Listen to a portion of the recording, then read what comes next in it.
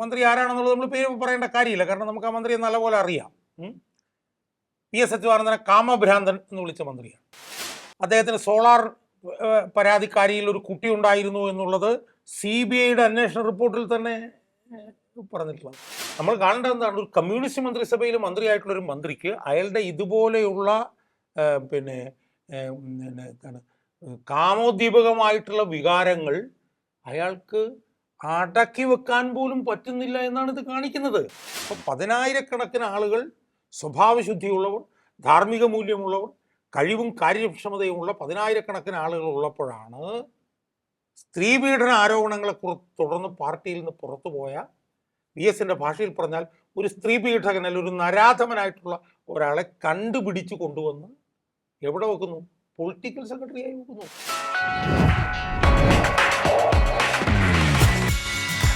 നമസ്കാരം, ടോക്കിംഗ് പോയിന്റിലേക്ക് സ്വാഗതം.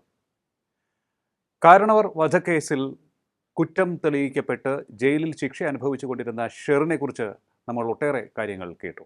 ഷെറിൻ്റെ ശിക്ഷയിൽ ഇളവ് വരുത്തി അവരെ മോചിപ്പിക്കുവാനുള്ള ശ്രമം നടന്നപ്പോൾ അതിനെതിരെ ശക്തമായ വിമർശനം ഉയർന്നു, വലിയ ചർച്ചകൾ നടന്നു. തുടർന്ന് ആ നീക്കത്തിൽ നിന്നും സർക്കാരിന് പിന്നോട്ട് പോകേണ്ടി വന്നു. ഇപ്പോഴിതാ അവരെ പരോളിൽ വിട്ടയച്ചിരിക്കുകയാണ്. ഇത്രയേറെ അധപ്പതിച്ചുവോ നമ്മുടെ രാഷ്ട്രീയ നേതൃത്വം? പൊളിറ്റിക്കൽ ഡിസിഷൻസ് ഇത്രയേറെ തരം താണു പോയാൽ സമൂഹത്തിൻ്റെ അവസ്ഥ എന്താകും? പരിശോധിക്കാം നമുക്ക്. നമ്മോടൊപ്പം ചേരുന്നു political activist advocate KM Shajahan. നമസ്കാരം, ടോക്കിംഗ് പോയിന്റിലേക്ക് സ്വാഗതം. ഈ ഒരു വിഷയം താങ്കളുടെ ശ്രദ്ധയിൽപ്പെട്ടിട്ടുണ്ടാകും. ഇത്തരത്തിൽ ആദ്യം ശിക്ഷയിൽ ഇളവ് വരുത്തി അവരെ മോചിപ്പിക്കാനുള്ള ശ്രമം നടന്നു. അതിനുശേഷം ഇപ്പോൾ പരോൾ അനുവദിച്ചിരിക്കുന്നു. എങ്ങനെയാണ് കാണുന്നത് ഈ വിഷയത്തെ? ഇതിനകത്ത് ഈ അടിസ്ഥാനപരമായി നമ്മൾ ഇതിനകത്ത് കാണേണ്ട ഒരു കാര്യം എന്താണെന്നറിയാം. അതായത് കമ്മ്യൂണിസം, കമ്മ്യൂണിസ്റ്റ് പാർട്ടി, കമ്മ്യൂണിസ്റ്റ് ജീവിതശൈലി, കമ്മ്യൂണിസ്റ്റ് ധാർമ്മികത, കമ്മ്യൂണിസ്റ്റ് ചിന്താഗതി എന്നൊക്കെ പറഞ്ഞ അടിസ്ഥാനപരമായിട്ടുള്ള കുറേ കാര്യങ്ങൾ. ഇപ്പം ഞാൻ തന്നെ എൻ്റെ സ്വന്തം കാര്യം പറയുകയാണെങ്കിൽ, ഞാൻ എൻ്റെ കുടുംബത്തിലെ 3ാമത്തെ തലമുറ കമ്മ്യൂണിസ്റ്റാണ്. മനസ്സിലായി? അപ്പോൾ കേരളം എന്ന് പറഞ്ഞ ഈ സംസ്ഥാനം അഖിലേന്ത്യാ തലത്തിലും ആഗോളതലത്തിലും ഒക്കെ തന്നെ ചർച്ച ചെയ്യപ്പെടുന്നത് കമ്മ്യൂണിസ്റ്റ് പ്രസ്ഥാനം എന്ന് പറഞ്ഞൊരു പ്രസ്ഥാനത്തിന് ആഴത്തിലുള്ള സ്വാധീനമുള്ള ഒരു സംസ്ഥാനം എന്നുള്ള നിലയിലാണ്.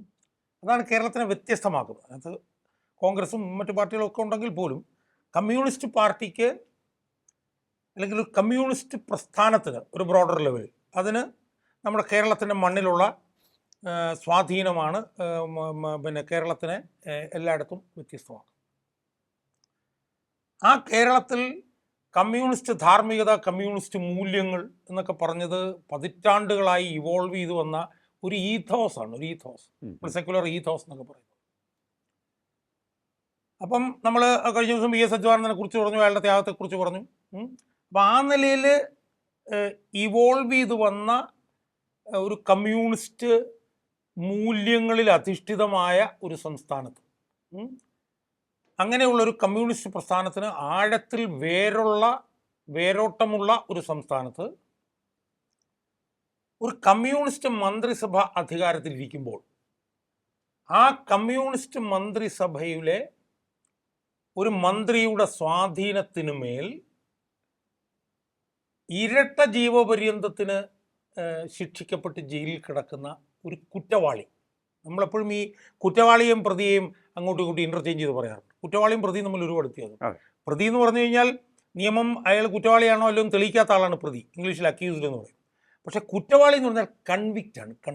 അതെ. അങ്ങനെ ഒരു കൺവിക്റ്റിനെ ആദ്യം ശിക്ഷ ഇളവ് ചെയ്ത് രക്ഷപ്പെടുത്താൻ നോക്കുന്നു. ശിക്ഷ ഇളവ് ചെയ്ത് രക്ഷപ്പെടുത്താൻ നോക്കുന്നു. അതിനെതിരെ വലിയ വിമർശനം വരുമ്പോൾ അവർക്ക് പരോള് കൊടുക്കുന്നു. മനസ്സിലായോ? അപ്പോൾ അടിസ്ഥാനപരമായി കമ്മ്യൂണിസ്റ്റുകാരൻ്റെ മനസ്സിനെ മതിക്കേണ്ട ഒരു വിഷയം എന്ന് പറയുന്നത്, ഒരു കമ്മ്യൂണിസ്റ്റ് മന്ത്രിസഭ അധികാരത്തിലിരിക്കുമ്പോൾ ആ കമ്മ്യൂണിസ്റ്റ് മന്ത്രിസഭയിലെ ഒരു മന്ത്രിയുടെ കാർമ്മികത്വത്തിൽ ഒരു കൊലക്കേസിലെ കുറ്റവാളിയെ, അതൊരു വനിതയെ,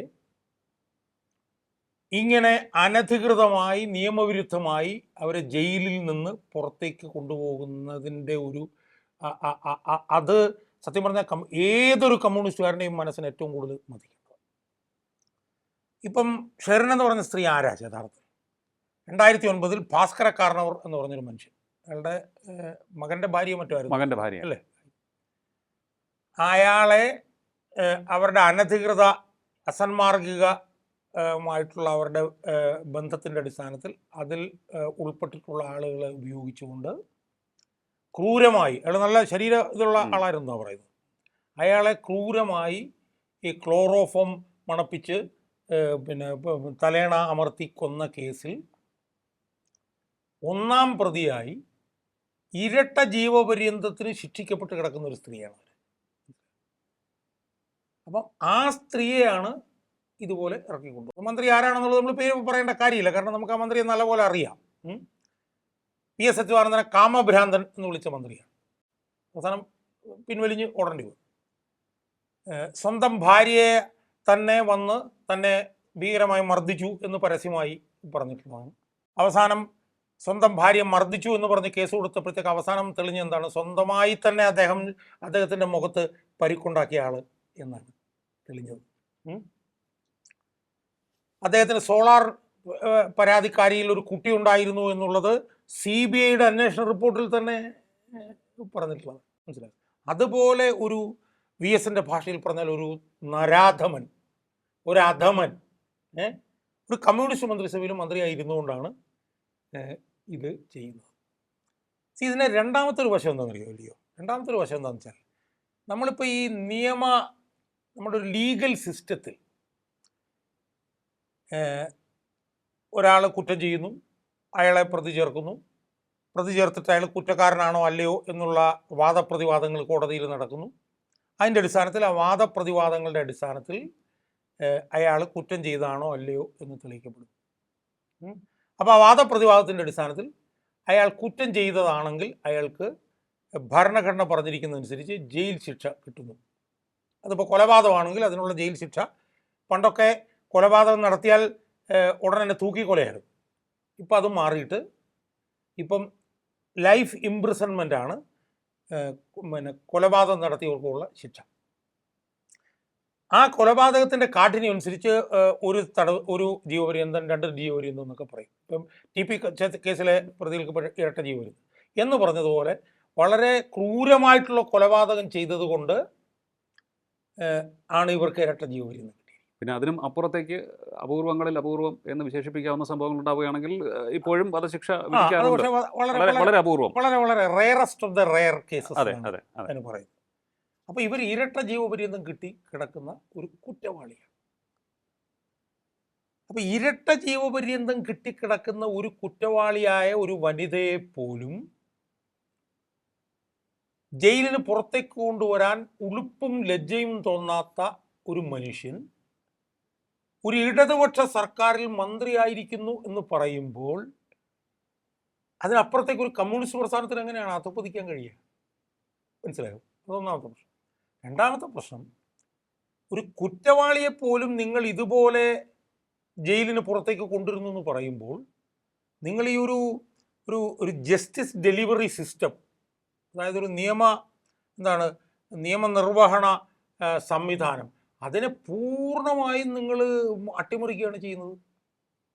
കാരണം ഒരു കുറ്റവാളിയായിട്ട് അയാൾക്ക് ശിക്ഷ കിട്ടുക എന്ന് പറയുന്നതാണ് ഒരു ജസ്റ്റിസ് ഡെലിവറി സിസ്റ്റത്തിൻ്റെ ഏറ്റവും അങ്ങേയറ്റത്തെ ഒരു നീതി ഈ നിർവഹണത്തിലെ ഒരു പ്രധാനപ്പെട്ട ഘടകം. അവിടെ വരുമ്പോൾ പോലും നിങ്ങൾ അവിടുന്ന് ഇറക്കി കൊണ്ടുപോകണം. ഇപ്പം ഇവരെ തന്നെ ആദ്യം എന്താ ചെയ്തത്? ഇവരെ തന്നെ ആദ്യം ശിക്ഷ ഇളവ് ചെയ്ത് എന്നേക്കുമായി പുറത്തു കൊണ്ടുവരാനാണ് ശ്രമിച്ചത്. ആ ഫയല് ശരവേഗതയിലാണ് ക്യാബിനറ്റിലേക്ക് വന്നത് എന്നും ആ ഫയൽ ശരവേഗതയിൽ ക്യാബിനറ്റിലേക്ക് വരാൻ ചൂട്ടുപിടിച്ചത് ഒരു മന്ത്രിയായിരുന്നു എന്നുള്ളതാണ് വാർത്ത വന്നതാണ്. അപ്പം നമ്മൾ അടിസ്ഥാനപരമായി കാണേണ്ട ഒരു കാര്യം എന്തല്ലയോ, ആ മന്ത്രിയുടെ ഒരു മാനസികാവസ്ഥ എന്താ?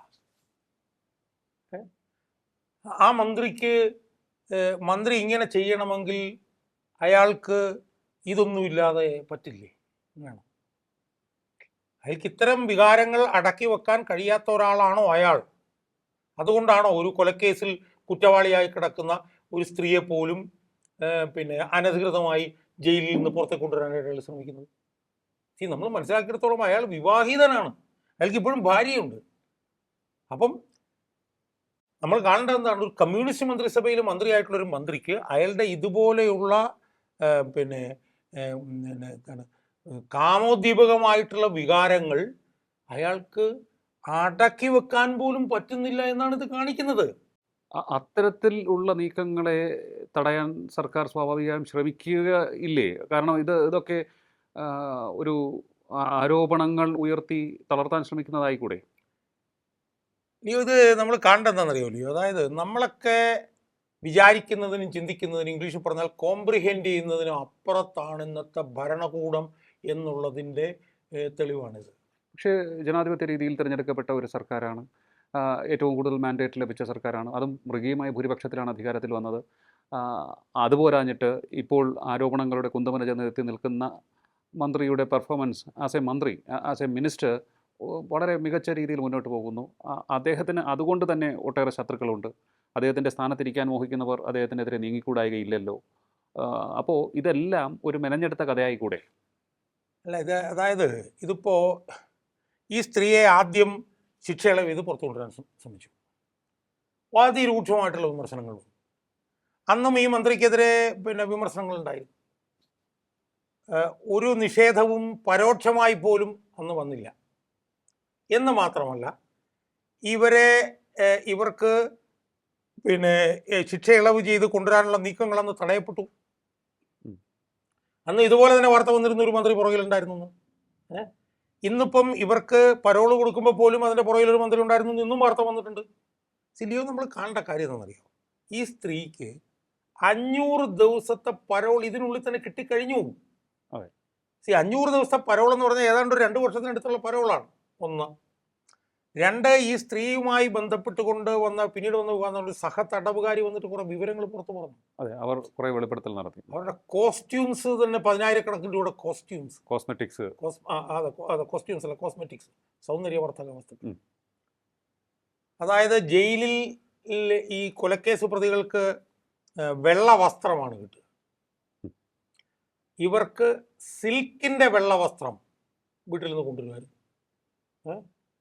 ഒരു ജയിൽ ഉദ്യോഗസ്ഥൻ അവരെ വൈകിട്ട് 6:30 വിളിച്ചുകൊണ്ട് പോയിട്ട് രാത്രി 9:00-ക്കാണ് തിരിച്ചു കൊണ്ടിരുന്നത്. ഇതെല്ലാം ഒരു സഹതടവുകാരി വന്ന് പച്ചയ്ക്കെന്ന് പറഞ്ഞു. അതിനോടും അത് സംബന്ധിച്ച് ഒരു നിഷേധം ഉണ്ടായില്ല. മനസ്സിലായി? ജയിലിൽ അവർ ഒരു മേധാവിയെ പോലെയാണ് പെരുമാറുന്നത്. അവർക്ക് ജയിൽ അധികാരത്തോടു കൂടിയാണ് പെരുമാറുന്നത്. അവർക്ക് ജയിലിൽ കൊട കൊടുത്തു. ജയിൽ ഉദ്യോഗസ്ഥന്മാരുടെ ട്രാൻസ്ഫർ അവർ കൈകാര്യം ചെയ്യുമായിരുന്നു. മനസ്സിലായി? ഇങ്ങനെയുള്ള കാര്യങ്ങളൊക്കെ കേട്ടു. അപ്പോൾ ഇത് വേറൊരർത്ഥത്തിൽ പറഞ്ഞാൽ പണ്ട് മുതൽ ഇത്തരത്തിലുള്ള കാര്യങ്ങൾ നടക്കുന്നുണ്ട്. രാഷ്ട്രീയ സ്വാധീനമുള്ളവർ, പക്ഷേ അത് പുരുഷന്മാർ ആണ് സ്വാഭാവിക അത്തരത്തിലുള്ള രീതിയിലൊക്കെ പെരുമാറിയിരുന്നത് നമ്മൾ കേട്ടിട്ടുള്ളത്. ലിയോ, അതിനകത്ത് 2 കാര്യങ്ങളുണ്ട്. ഞാൻ 2 കാര്യങ്ങൾ എനിക്ക് പറയാനുള്ളത്. ഒന്ന്, ഇങ്ങനെയൊക്കെ നടക്കുമോ എന്നുള്ള ചോദ്യം ലിയോ ചോദിച്ചത് സ്വാഭാവികമായി ഉന്നയിക്കാവുന്ന. പക്ഷെ സ്വാഭാവികമായും നമ്മൾ നടക്കില്ല എന്ന് വിചാരിക്കുന്ന കാര്യങ്ങൾ ഇപ്പോൾ ഒരുപാട് ഇവിടെ നടന്നുകൊണ്ടിരിക്കുക. ഉദാഹരണത്തിന് നമ്മുടെ മുഖ്യമന്ത്രിയുടെ പൊളിറ്റിക്കൽ സെക്രട്ടറി പി ശശി 2010-ലോ 2011-ലോ സ്ത്രീപീഡന ആരോപണങ്ങളെ കൂടെ തുടർന്ന് പാർട്ടിയിൽ നിന്ന് പുറത്താക്കിയ ആളാണ്. PS അച്യുതാനന്ദൻ ശക്തമായ നിലപാടെടുത്തിട്ടാണ് പുറത്താക്കിയത്. മനസ്സിലായോ? അന്ന് പുറത്താക്കാനുള്ള ഒരു പ്രധാനപ്പെട്ട കാരണം കണ്ണൂരിൽ നിന്ന് തന്നെയുള്ള ഒരു MLA-യുടെ മകളെ പീഡിപ്പിച്ചു എന്നുള്ള ആരോപണമാണ് പുറത്തു വന്നത്. ഏത് MLA ആണെന്നുള്ളത് എല്ലാവർക്കും അറിയാവുന്നതുകൊണ്ട് ഞാൻ ആ പേര് പറയുന്നത്. ഒരു 6ഓളം സ്ത്രീകളുടെ പരാതികൾ വന്നതിനെ തുടർന്ന് അന്ന് പിണറായി വിജയൻ്റെ ഏറ്റവും വലിയ വിശ്വസ്തനായിട്ട് പോലും പി ശശി അന്ന് പുറത്താക്കപ്പെട്ടു. അങ്ങനെ സ്ത്രീ പീഡന ആരോപണങ്ങളുടെ മേൽ പുറത്താക്കപ്പെട്ട പി ശശിയെയാണ് പിന്നീട് പിണറായി വിജയൻ കണ്ണൂർ പോയിട്ട് പിടിച്ചുകൊണ്ടുവന്ന് പൊളിറ്റിക്കൽ സെക്രട്ടറി ആയിരുത്തിയത്. നമ്മളിത് കാണേണ്ടതെന്നറിയോ, ഈ പാർട്ടിയിൽ പൊളിറ്റിക്കൽ സെക്രട്ടറി ആയി ഇരിക്കാൻ കഴിവുള്ള നല്ല ധാർമ്മിക മൂല്യമുള്ള 10,000-കണക്കിന് ആളുകൾ ഈ പാർട്ടിയിലുണ്ട്. അത് പാർട്ടി ചോദ്യം ചെയ്യില്ല, പാർട്ടിക്കുള്ളിൽ അത് ചോദ്യം അല്ല, പാർട്ടിക്കുള്ളിൽ പിണറായി വിജയൻ ചോദ്യം ചെയ്യപ്പെടാത്തതുകൊണ്ടാണല്ലോ ഇതൊക്കെ നടക്കുന്നത്. അപ്പോൾ 10,000-കണക്കിന് ആളുകൾ, സ്വഭാവശുദ്ധിയുള്ളവർ, ധാർമ്മിക മൂല്യമുള്ളവർ, കഴിവും കാര്യക്ഷമതയുമുള്ള 10,000-കണക്കിന് ആളുകൾ ഉള്ളപ്പോഴാണ് സ്ത്രീപീഡന ആരോപണങ്ങളെ തുടർന്ന് പാർട്ടിയിൽ നിന്ന് പുറത്തുപോയ PS-ന്റെ ഭാഷയിൽ പറഞ്ഞാൽ ഒരു സ്ത്രീ പീഡകൻ അല്ലെങ്കിൽ ഒരു നരാധമനായിട്ടുള്ള ഒരാളെ കണ്ടുപിടിച്ച് കൊണ്ടുവന്ന് എവിടെ വെക്കുന്നു? പൊളിറ്റിക്കൽ സെക്രട്ടറി ആയി വെക്കുന്നു. മനസ്സിലായി? ആ പൊളിറ്റിക്കൽ സെക്രട്ടറി ആയിട്ടുള്ള പി ശശിയെക്കുറിച്ചും ഇതിനേക്കാളൊക്കെ കൂടി അഴുകിയ ഒരുപാട് കഥകൾ നമുക്കറിയാവുന്നതാണ്. അപ്പം അങ്ങനെയുള്ള ഒരാൾ ഇരിക്കുമ്പോൾ ഇതുപോലെയൊക്കെ നടക്കുന്നതിനകത്ത് അത്ഭുതമില്ല. അപ്പോൾ ഈ അധാർമികമായ മാർഗങ്ങൾ പാർട്ടിക്കുള്ളിൽ ഇങ്ങനെ നടമാടിക്കൊണ്ടിരിക്കുമ്പോൾ, അത്തരത്തിലുള്ള നേതാക്കൾ മുകളിലിരിക്കുമ്പോൾ, ഓരോ വകുപ്പുകളിലും അത്തരത്തിലുള്ള ഉദ്യോഗസ്ഥർ തലപൊക്കുന്നത് സ്വാഭാവികമായി മാറും. അങ്ങനൊരു വിശേഷം കൂടിയുണ്ട്.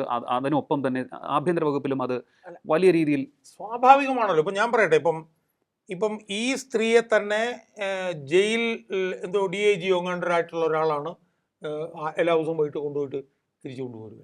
മനസ്സിലായോ? അപ്പം അവർക്കൊക്കെ അതിനുള്ള ഒരു ആർജവം കിട്ടുന്നത് എങ്ങനെയാണ്? ആർജവം കിട്ടുന്നത് മുകളിലിരിക്കുന്നത് പി ശശിയാണ്. അതുകൊണ്ടാണ്. സ്വാഭാവികമായും പി ശശി ഇതുപോലുള്ള കാര്യങ്ങളിൽ ഏത് തരത്തിൽ ഇടപെടും എന്നുള്ളത് നമുക്കറിയാം. ഇനി ഇപ്പം ഈ അടുത്ത കാലത്ത് വന്ന വേറൊരു പ്രധാനപ്പെട്ട വാർത്ത ഇതുമായി ബന്ധപ്പെട്ടുള്ളത് TP കേസിലെ പ്രതികൾക്ക് അതിഭീകരമായിട്ടാണ് പിന്നെ പരോൾ കൊടുത്തുകൊണ്ടിരിക്കുന്നത്. ഞാൻ അതിൻ്റെ ചില കണക്കൂട്ടലുകളെല്ലാം നടത്തിയതാണ്. ഇപ്പം ലിയോയ്ക്ക് ഓർമ്മയുണ്ടാവും, TP ചന്ദ്രശേഖരൻ വധക്കേസിനെ കുറിച്ചിട്ട് പാർട്ടി ഒരു അന്വേഷണം നടത്തി. പാർട്ടി അന്വേഷണം നടത്തിയിട്ട് പാർട്ടി കണ്ടുപിടിച്ചത് KC രാമചന്ദ്രൻ എന്ന് പറയുന്ന ഈ TP കേസിൽ പിന്നീട് കുറ്റവാളിയായ അയാളാണ് ഈ TP വധത്തിന് കാരണക്കാരൻ. അല്ല, പിന്നീട് കുറ്റവാളിയായിട്ട് ഇപ്പോൾ ജയിലിൽ കിടപ്പുണ്ട്. അയാളാണ് TP കേസിൽ പിന്നെ TP ചന്ദ്രശേഖരൻ കൊല്ലപ്പെടാൻ കാരണം അവർ തമ്മിലുള്ള എന്തോ വ്യക്തിവൈരാഗ്യമായിരുന്നു എന്ന് പറയുകയും ആ റിപ്പോർട്ടിൻ്റെ അടിസ്ഥാനത്തിൽ KC രാമചന്ദ്രനെ പാർട്ടിയിൽ നിന്ന് പുറത്താക്കുകയും ചെയ്തതാണ് 2014 15 മറ്റോ. മനസ്സിലായില്ലേ? അയാളാണ് കുറ്റക്കാരൻ കണ്ട് അയാളെ പാർട്ടിയിൽ നിന്ന് പുറത്താക്കിയത്. ആ KC രാമചന്ദ്രനാണ് ഞാൻ ഇപ്പോൾ കഴിഞ്ഞ ദിവസം നോക്കുമ്പോൾ 1039 ദിവസത്തെ പരോള് കൊടുത്തിരിക്കുന്നു. 1039 ദിവസം എന്ന് പറഞ്ഞാൽ ഏതാണ്ടൊരു 3-3.5 വർഷം പരോള് കൊടുത്തിരിക്കുന്നു. ആർക്കാണ് പരോള് കൊടുത്തത്? TP ചന്ദ്രശേഖരൻ വധക്കേസിൽ TP ചന്ദ്രശേഖരനെ കൊല്ലാൻ കാരണക്കാരനാണെന്ന് കണ്ട് CPM-ൽ നിന്ന് പുറത്താക്കിയ ആൾക്ക്. അപ്പൊ ഈ പുറത്താക്കലൊക്കെ എന്തുമാത്രം ഈ പറഞ്ഞ പോലെ കണ്ണിൽ പൊടിയിടാൻ വേണ്ടിയിട്ടായിരുന്നു എന്നുള്ളതൊന്ന് ആലോചിച്ച് നോക്കി. അതിനകത്തൊരു 5-6 കുറ്റവാളികൾക്ക് ഏതാണ്ട് 800 മുതൽ 1000-ലധികം ദിവസം വരെ പരോള് കൊടുത്തു. മനസ്സിലായോ? ഈ പരോള് കൊടുത്തവർക്ക് അതിൽ ഏതാണ്ട് ഒരു പകുതിയിൽ കൂടുതൽ ദിവസവും time to stay with the family എന്നും പറഞ്ഞിട്ടാണ് പരോള് കൊടുത്തിരിക്കുന്നത്. അവരുടെ കുടുംബാംഗങ്ങളോടൊപ്പം കഴിയാൻ എന്ന് പറഞ്ഞുകൊണ്ടാണ് ഈ പരോള് കൊടുക്കുന്നത്. ഈ പരോളൊക്കെ ഇങ്ങനെ ഇവർക്ക് കൊടുക്കുമ്പോൾ എൻ്റെയൊക്കെ മനസ്സിൽ വരുന്നത്, എനിക്കൊക്കെ വളരെ അടുത്ത അറിയാമായിരുന്ന, ഞങ്ങൾ ഒരുമിച്ച് പ്രവർത്തിച്ചിരുന്ന TP ചന്ദ്രശേഖരനെ കുറിച്ചിട്ടാണ് ഞങ്ങൾക്ക് ചിന്തകൾ മനസ്സിൽ. 2012 വള്ളിക്കാടെന്ന് പറഞ്ഞ സ്ഥലത്ത് വെച്ചിട്ട് ക്രിമിനലുകളുടെ 51 കിട്ടി കൊല്ലപ്പെട്ട ആളാണ് TP ചന്ദ്രശേഖരൻ. TP ചന്ദ്രശേഖരനെ വെട്ടിയ 51 വെട്ടിൽ 40-ലധികം വെട്ടുകളും അയാളുടെ മുഖത്തായി. TP ചന്ദ്രശേഖരൻ മരിച്ചതിൻ്റെ പിറ്റേ ദിവസം ഞാൻ അവിടെ ചെന്ന് കോഴിക്കോട് പൊതുദർശനത്തിന് വെച്ചിരിക്കുമ്പോൾ TP ചന്ദ്രശേഖരനെ പോയി കണ്ട ആളാണ് ഞാൻ. ആ കാഴ്ച മരിക്കുവോളം മറക്കാനാവില്ല. കാരണം TP ചന്ദ്രശേഖരൻ്റെ മുഖത്തേക്കൊന്ന് നോക്കുമ്പോൾ മുഖമല്ല, കുറെ തുന്നലുകളാണ് അങ്ങോട്ടും ഇങ്ങോട്ടും കാണാൻ കഴിയുന്നത്. കാരണം 40-ലധികം വെട്ട് മുഖത്തായിരുന്നു. മനസ്സിലായില്ലേ? അപ്പം മുഖത്തിൻ്റെ എന്തെങ്കിലും ഒരു ഷേപ്പ് കിട്ടാൻ വേണ്ടി ഒരു 3-4 മണിക്കൂറോളം ഡോക്ടർമാർക്ക് ഓപ്പറേറ്റ് ചെയ്യേണ്ടി വന്നു, തുന്നിക്കെട്ടേണ്ടി വന്നു എന്നാണ് പറഞ്ഞത്. കാരണം ഇത് തുന്നിക്കെട്ടി മുഖമായിട്ട് എന്തെങ്കിലും ഒരു സാധനം വേണമല്ലോ. അതിന് 3-3.5 മണിക്കൂർ എടുത്തു എന്നാണ് പറയുന്നത്. അത്രയ്ക്ക് ഭീകരമായി കൊല്ലപ്പെട്ട ആളാണ് TP ചന്ദ്രശേഖരൻ. ആ TP ചന്ദ്രശേഖരൻ്റെ കൊലപാതകത്തെക്കുറിച്ച് ഈ പ്രതികളെ ശിക്ഷിച്ചുകൊണ്ടുള്ള R നാരായണ പിഷാരടിയുണ്ട്, പിന്നെ കോഴിക്കോട് സെഷൻസ് കോടതി ജഡ്ജി. അയാളുടെ 400 ചില്ലാനം പേജുള്ള വിധിന്യായത്തിൽ 820 മറ്റേ ഖണ്ഡികയിൽ ആ കൊലപാതകത്തെക്കുറിച്ച് എഴുതിയിട്ടുണ്ട്. അതിനകത്ത് ഉപയോഗിച്ചിരിക്കുന്ന വാക്കുകൾ എന്ന് പറഞ്ഞു കഴിഞ്ഞാൽ ബാർബാറിക്, റുത്ത്ലെസ്, കോൾഡ് ബ്ലഡഡ്. എന്നുവെച്ചാൽ ഒരു കൊലപാതകത്തെക്കുറിച്ച് ഉപയോഗിക്കാവുന്ന ഏറ്റവും ഷാർപ്പായിട്ടുള്ള വാചകങ്ങൾ അതിനകത്ത് ഉപയോഗിച്ചിട്ട് അതിനകത്ത് ഏറ്റവും പ്രധാനപ്പെട്ട ഒരു വാചകം എന്താണെന്നറിയാം? ഈ കൊലപാതകം, this murder not only shook the conscience of the judiciary but shook the conscience of the community. അതായത് ഈ കൊലപാതകം ജുഡീഷ്യറിയുടെ മനസ്സിനെ മാത്രമല്ല മഥിച്ചത്, മരവിപ്പിച്ചത്, മറിച്ച് പൊതുമണ്ഡലത്തിൻ്റെ മനസാക്ഷിയെപ്പോലും മരവിപ്പിച്ചു എന്ന് പറയുന്ന ആ ഭീകരമായിട്ടുള്ള കൊലപാതകത്തിൽ ശിക്ഷിക്കപ്പെട്ട് ജയിലിൽ കിടക്കുന്നവർക്ക് 1000-ലധികം ദിവസം പിന്നെ പരോള് നൽകുന്ന ഒരു ഭരണകൂടമാണ് കേരളത്തിലുള്ളത്. എത്ര ഭീകരമാണ് അവസ്ഥ നമ്മൾ ആലോചിക്കും. സ്വാഭാവികമായും അങ്ങനെ ഒരു ഭരണകൂടം ഈ കേരളത്തിലുള്ളപ്പോൾ അതിനേക്കാളും താഴെയാണ് ഈശ്വരൻ എന്ന് പറഞ്ഞവർക്ക്. അപ്പം ഞാൻ പറഞ്ഞത് നിയമവിരുദ്ധതയും ഭരണഘടനാ വിരുദ്ധതയും നിയമത്തെ ചോദ്യം ചെയ്യലുമൊക്കെ എത്ര ആഴത്തിലാണ് കേരളത്തിൽ നടക്കുന്നത് എന്നതിൻ്റെ സൂചനകളാണ് ഇതൊക്കെ. അതുപോലെ തന്നെ നമ്മുടെ മനസ്സിനെ മതിക്കുന്ന വേറൊരു പ്രശ്നം എന്താണ്? സ്ത്രീകൾക്കെതിരായിട്ടുള്ള അതിക്രമങ്ങൾക്കൊക്കെ എതിരായിട്ട് വലിയ പോരാട്ടം നടത്തിയ VS അച്യുതാനന്ദൻ ജീവിച്ചിരിക്കുമ്പോഴാണ് ഒരു വനിതാ കുറ്റവാളിയെ, ഞാൻ പറഞ്ഞില്ല, ഇപ്പോൾ VS അച്യുതാനന്ദനെ പറഞ്ഞത് കാമഭ്രാന്തൻ എന്ന് പറഞ്ഞ ആളാണ് ഇയാൾ. അന്ന് വലിയ വിമർശനം വന്നിട്ട് അത് പിൻവലിക്കേണ്ടി വന്നു. അയാളെക്കുറിച്ച് കേൾക്കുന്ന കഥകൾ എന്ന് പറഞ്ഞാൽ ഭീകരമാണ്. കാരണം വെച്ചാൽ അയാൾക്ക് ഇത് നിയന്ത്രിക്കാൻ പറ്റാത്തൊരു മനുഷ്യനാണ് എന്നാണ് അയാളെക്കുറിച്ച് കേൾക്കുന്നത്. അപ്പോൾ ഈ CPM നേതൃത്വം നൽകുന്ന സർക്കാർ ഇത്തരത്തിലുള്ള കാര്യങ്ങൾക്ക് വിട്ടുവീഴ്ച ചെയ്തു കൊടുക്കുന്നു, അല്ലെങ്കിൽ അതിന് വഴിവെച്ച് കൊടുക്കുന്നു. അപ്പോൾ കേരളത്തിലെ കമ്മ്യൂണിസ്റ്റ് സർക്കാർ എങ്ങോട്ടെന്നുള്ള ചോദ്യം കാലഹരണപ്പെട്ടു. കുറേ നാളായി ആ ചോദ്യം ചോദിക്കുകയാണ്. ഇത് അവസാനിക്കാറായോ, അതോ ഇത് എവിടെ കൊണ്ട് അവസാനിക്കും? ഇല്ല ലിയോ, നമ്മൾ കുറച്ച് ദിവസങ്ങളായി ഇതിനെക്കുറിച്ചിട്ട് ചർച്ച ചെയ്തുകൊണ്ടിരിക്കുകയാണ്. നമ്മൾ ഈ ചർച്ച ചെയ്തുകൊണ്ടിരിക്കുന്ന ഓരോ കാര്യങ്ങളും സൂചിപ്പിക്കുന്നത് എന്താ?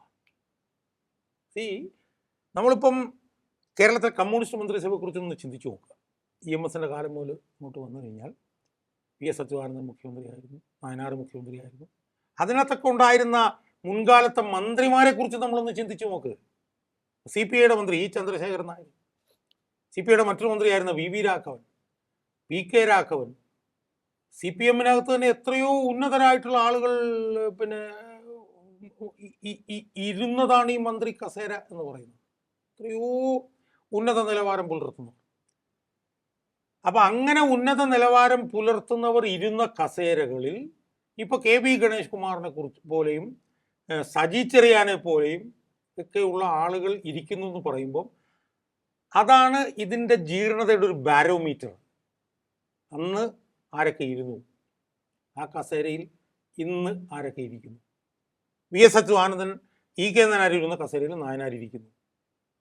ഇപ്പോൾ ഉയർന്ന പ്രധാനപ്പെട്ട ചോദ്യം അവരുടെ പ്രവർത്തനം നോക്കിയാൽ പോരെ, എന്തിന് വ്യക്തിജീവിതത്തിലേക്ക് തലയിടുന്നു?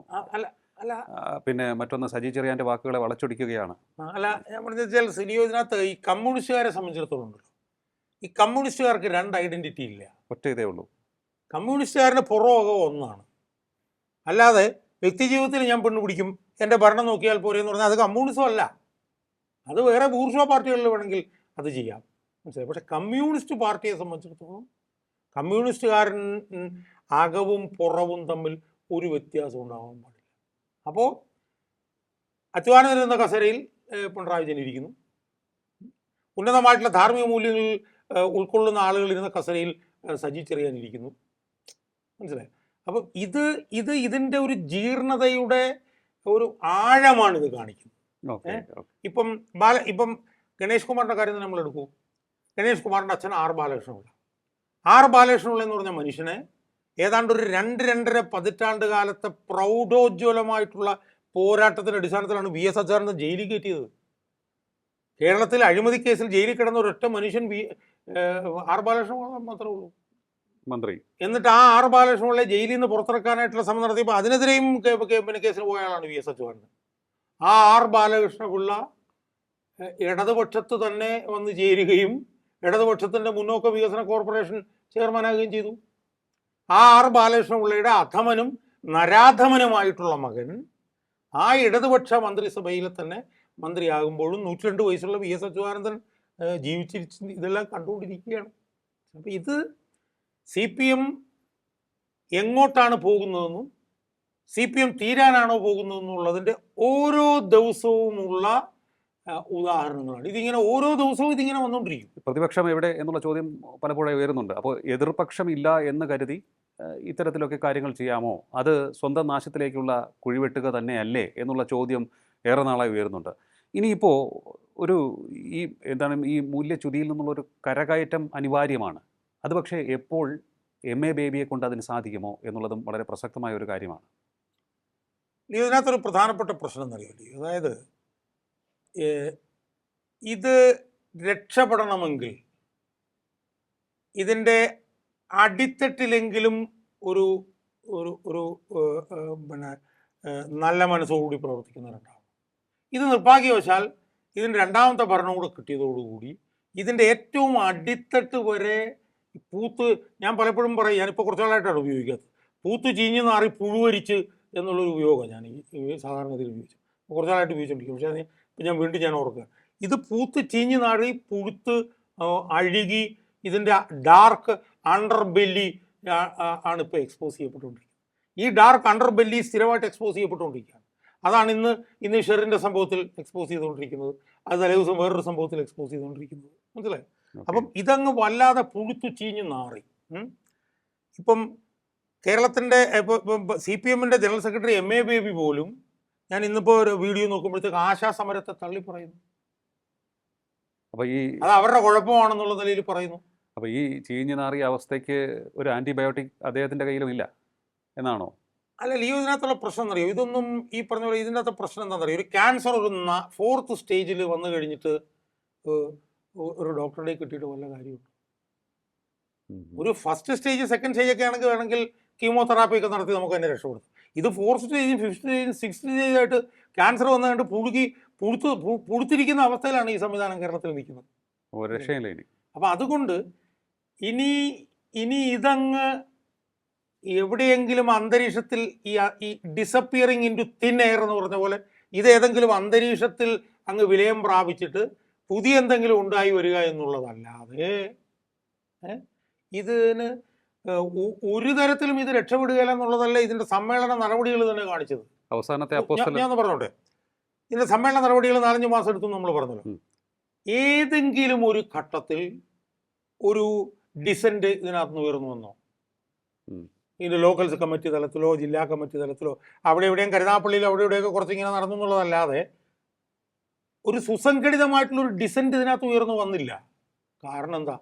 എല്ലാവരും ഇതിൻ്റെ പാർട്ട് ആൻഡ് പാഴ്സലായി മാറി.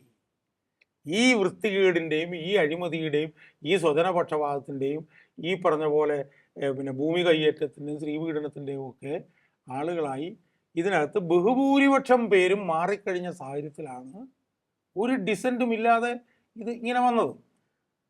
അപ്പം ഇതിനിപ്പോൾ പറയുന്നത് എന്താണ്? ഇതിനകത്ത് യാതൊരു പ്രശ്നവും ഇല്ല എന്നാണ്. ശരിയാണ്, ഇതിനകത്ത് പുറമേ യാതൊരു പ്രശ്നവും ഇല്ല. ഈ കള്ളുകുടിയന്മാരുടെയൊക്കെ വയറ് പോലെയാണ്. കള്ളുകുടിയന്മാരുടെ വയറ് നമ്മൾ നോക്കുമ്പോൾ പുറത്തൊക്കെ നോക്കുമ്പോൾ നല്ല മിനുസമുള്ള വയറായിട്ട് നോക്കുകയാണ്, പക്ഷെ അകത്ത് മുഴുവൻ ചീഞ്ഞാറിയിരിക്കുകയും, മനസ്സിലായില്ലേ? ഇത് സംഭവിക്കുന്ന എങ്ങനെയാണെന്നറിയോ? ഇത് സംഭവിക്കുന്ന പറഞ്ഞു കഴിഞ്ഞാലുണ്ടല്ലോ, ഈ കള്ളുകുടിയന്മാരുടെ വയറ് ഇങ്ങനെ വീർത്ത് ചീർത്ത് ഒരു ദിവസം ടവേന്നൊരു പൊട്ടങ്ങ് പൊട്ടും. ഈ പൊട്ടിനാണ് കേരളത്തിൽ കാത്തിരിക്കുന്നത്. ഇത് തന്നെയാണ് പശ്ചിമ ബംഗാളിലും സംഭവിച്ചുകൊണ്ടിരുന്നത്. പശ്ചിമ ബംഗാളിലും പറഞ്ഞുകൊണ്ടിരുന്നതാണ്. എല്ലാം വളരെ ഗംഭീരം, പുറത്ത് നോക്കുമ്പോഴത്തേക്ക് കറക്റ്റ്, ഒരു പ്രശ്നമില്ല, ഒറ്റ പൊട്ടങ്ങ് പൊട്ടിക്കഴിഞ്ഞ് പിന്നെ ഇത് കാണാതായിപ്പോയി. അല്ല, ഞാൻ ചോദിക്കുന്നത് ഈ ഷെറിൻ്റെ വിഷയത്തിൽ തന്നെയാണെങ്കിൽ തന്നെയും നടപടിക്രമങ്ങൾ പാലിച്ചാണ് പോകുന്നത് എന്നാണ് സർക്കാരിൻ്റെ വിശദീകരണം, ആഭ്യന്തര വകുപ്പിൻ്റെയൊക്കെ വിശദീകരണം വന്നുകൊണ്ടിരിക്കുന്നത്. അല്ല, ഞാൻ മുഖ്യമന്ത്രിയൊക്കെ പറയുന്നതും. ലിയോ, ഇതെല്ലാത്തിനും എന്തിനാണ് ന്യായം ഇല്ലാത്തത്? ഇവിടെ ഇത് നമ്മൾ ഉപയോഗിക്കാൻ പാടില്ലാത്ത വാക്കാണ്. അത് ചെയ്താലും അതിന് ന്യായമുണ്ട് ഇവിടെ. കാരണം എന്താണ്? നവകേരള യാത്ര നടത്തിയപ്പോഴത്തേക്കും അതിനെതിരെ പ്രതിഷേധിച്ച പാവം യൂത്ത് കോൺഗ്രസ്സുകാരുടെ തല ചെടിച്ചട്ടി കൊണ്ട് അടിച്ചു പൊട്ടിച്ചപ്പോഴും ന്യായം വന്നില്ലേ? ഇവിടെ രക്ഷാപ്രവർത്തനം ഇല്ലേ? എന്തിനാണ് ഇവിടെ ന്യായമില്ലാത്തത്? എല്ലാത്തിനും ഇവിടെ ന്യായമുണ്ട്. പക്ഷെ ആത്യന്തികമായി അതൊന്നും നിലനിൽക്കില്ല. അതാണ് നമ്മൾ ബംഗാളിൽ കണ്ടത്, അതാണ് നമ്മൾ ത്രിപുരയിൽ കണ്ടത്, അത് ഇവിടെയും കാണുകയാണ്. ഇതിങ്ങനെ ചീർത്ത് ഏതാണ്ടൊരു അവസാന ഘട്ടത്തിലെത്തിയിരിക്കുകയാണ്. അത് എന്ന് പൊട്ടുമെന്നും പുഴുക്കളെന്ന് പുറത്തേക്ക് വരുമെന്നും മാത്രമേ ഇനി നമ്മൾ കാണാൻ ബാക്കിയുള്ളൂ. ആ ദിവസത്തിലേക്ക് വേണ്ടി നമ്മൾ ആശങ്കയോട് കാത്തിരിക്കുക എന്നുള്ളത് മാത്രമേ നല്ല കമ്മ്യൂണിസ്റ്റുകാർക്ക് കേരളത്തിൽ ചെയ്യാനുള്ളൂ എന്നാണ് എനിക്ക് പറയാൻ. VS അവസാനത്തെ അപ്പോസ്തലനായിരുന്നു. അല്ല, VS ഞാനൊരു കാര്യം പറയട്ടെ. ഞാൻ സത്യം പറഞ്ഞു കഴിഞ്ഞാലുണ്ടല്ലോ, 2 പ്രാവശ്യമെങ്കിലും ഒരു ദിവസം VS-നെ കുറിച്ച് ഓർക്കാത്ത ദിവസമില്ല. VS-നും അവസാന കാലത്തൊക്കെ ചില വീഴ്ചകളൊക്കെ പറ്റിയിട്ടുണ്ട്. പക്ഷെ VS അച്യുതാനന്ദൻ എന്ന് പറഞ്ഞ മനുഷ്യൻ്റെ ഒരു പ്രസൻസ്, ഒരു ഇൻവിസിബിൾ സാന്നിധ്യം, മനസ്സിലായില്ലേ? നമ്മളയാളെ കാണുന്നില്ല, അയാൾ സൂല കിടക്കുകയാണ് അച്യുതാനന്ദൻ. പക്ഷേ VS അച്യുതാനന്ദനാണ് നല്ല കമ്മ്യൂണിസ്റ്റുകാരുടെ മനസ്സിൽ നിറഞ്ഞു നിൽക്കുന്നത്. VS അച്യുതാനന്ദനാണ് ഒരു അദൃശ്യ സാന്നിധ്യം. എന്നെപ്പോലെയൊക്കെയുള്ള പൊതുപ്രവർത്തകരെയൊക്കെ കാണുമ്പം നാട്ടുകാരൊക്കെ ചോദിക്കുന്നത്, ഷാജഹാനെ ഭീഷണിയില്ലേ, കൊല്ലില്ലേ, ഇവന്മാർ കൊല്ലുമെന്ന് പറഞ്ഞിട്ടില്ലേ എന്നൊക്കെയാണ് എന്നോട് വഴി കാണുന്ന ആളുകളെല്ലാം ചോദിക്കുന്നതെങ്കിൽ എന്നെപ്പോലുള്ള പൊതുപ്രവർത്തകരെ മുന്നോട്ട് കൊണ്ടുപോകുന്ന അദൃശ്യ സാന്നിധ്യം VS ആണ്. ഞാൻ കഴിഞ്ഞ ദിവസം തപ്പിയപ്പോഴത്തേക്കുണ്ടല്ലോ, എനിക്കൊക്കെ വല്ലാതെ വൈകാരികവും, ഞാൻ കഴിഞ്ഞ ദിവസം വീട്ടിൽ തപ്പിയപ്പോഴത്തേക്കും VS പോളിറ്റ് ബ്യൂറോക്ക് എഴുതിയ കുറേ കത്തുകൾ എൻ്റെ മനസ്സിൽ എനിക്ക് കിട്ടി. ആ കത്തുകളൊക്കെ വെച്ചിട്ട് വേണമെങ്കിൽ നമുക്ക് ഒരു ദിവസം ഇരിക്കാവുന്നതാണ്, മനസ്സിലായി. ആ കത്തുകളൊക്കെ ഏറ്റവും വലിയൊരു ഇതായിട്ട് ഞാനത് സൂക്ഷിച്ച് വെക്കുകയാണ്, മനസ്സിലായി. അതുകൊണ്ട് ആ മനുഷ്യൻ നടത്തിയിട്ടുള്ള സമരം കൊണ്ടാണ് ഇത് ഇത്രയും നാൾ നീണ്ടു നിന്നു. ഇപ്പോൾ 2006 പിണറായി വിജയന് പകരം അച്യുതാനന്ദന് പകരം പിണറായി വിജയൻ മുഖ്യമന്ത്രി ആയിരുന്നെങ്കിൽ 2016 ഇത് തീർന്നു പോയാൽ, മനസ്സിലായി. അച്യുതാനന്ദൻ നടത്തിയ ത്യാഗോജ്വലവും പ്രൗഢോജ്വലവും തീഷ്ണവും വിപ്ലവകരവുമായിട്ടുള്ള ആ പോരാട്ടം കൊണ്ടാണ് ഇത് ഇത്രയും നീണ്ടു നിന്നത്. പക്ഷെ അച്യുതാനന്ദൻ ഈ പറഞ്ഞ പോലെ മനുഷ്യനല്ലേ, ആരോഗ്യമല്ലേ. ആ മനുഷ്യന് ഈ പറഞ്ഞ പോലെ അപ്രത്യക്ഷനാവേണ്ടി വന്നപ്പോഴാണ് സംഭവിച്ചത്. അതുകൊണ്ട് ഇന്നത്തെ യഥാർത്ഥ കമ്മ്യൂണിസ്റ്റുകാരെ മുന്നോട്ട് കൊണ്ടുപോകുന്ന അദൃശ്യ സാന്നിധ്യവും അവരുടെ മനസ്സിലെ ഊർജവും VS അച്യുതാനന്ദനാണ്. VS അച്യുതാനന്ദൻ എന്ന് പറഞ്ഞ ഊർജ്ജമാണ് പൊതുപ്രവർത്തകനായിട്ടുള്ള എന്നെപ്പോലും ഈ പിണറായി വിജയൻ ഉൾപ്പെടെയുള്ളവരുടെ വാൾമുനയ്ക്ക് കീഴിൽ നെഞ്ചു വിരിച്ച് മുന്നോട്ട് കൊണ്ടുപോകാൻ സഹായിക്കുന്ന ഒരു സിദ്ധൌഷധം എന്ന് പറയുന്നതിൽ എനിക്ക് അതൊരു മടിയില്ല. കേരളത്തിലെ CPM, കേരളത്തിലെ ഇടതുപക്ഷം ജീർണതയുടെ അങ്ങേയറ്റത്തിലേക്ക് എത്തിയിരിക്കുകയാണ്. അതാണ് ഇപ്പോൾ ഭരണത്തിന് കീഴിൽ കണ്ടുകൊണ്ടിരിക്കുന്ന പല കാര്യങ്ങളും. അതിൻ്റെ ഒരു ഉദാഹരണം മാത്രമാണ് ഷെറിൻ കേസ്. കാരണവർ കേസിൽ വധക്കേസിൽ ശിക്ഷിക്കപ്പെട്ട് ജയിലിൽ കഴിയുന്ന, ഇരട്ട ജീവപര്യന്തം ലഭിച്ച് ശിക്ഷ അനുഭവിച്ചുകൊണ്ടിരിക്കുന്ന ഷെറിൻ എന്ന യുവതിക്ക് ആദ്യം ശിക്ഷ ഇളവ് നൽകുവാനുള്ള ശ്രമം നടന്നു. ഇപ്പോഴിതാ പരോൾ അനുവദിച്ചുകൊണ്ടുള്ള നീക്കവും നടക്കുന്നു. ഇത്തരത്തിലുള്ള കാര്യങ്ങളെ എങ്ങനെയാണ് വിശേഷിപ്പിക്കേണ്ടത് എന്നുള്ളതാണ് പലരും ചോദിക്കുന്നത്. ആ വിഷയമാണ് ഇന്നിവിടെ നമ്മൾ ചർച്ച ചെയ്തത്. വളരെയധികം നന്ദി അഡ്വക്കേറ്റ് KM ഷാജഹാൻ ടോക്കിംഗ് പോയിന്റിൽ പങ്കെടുത്തത്. ടോക്കിംഗ് പോയിന്റ് ഈ അധ്യായം ഇവിടെ പൂർണ്ണമാകുന്നു. ഇനി അടുത്ത എപ്പിസോഡിൽ കാണാം. നമസ്കാരം.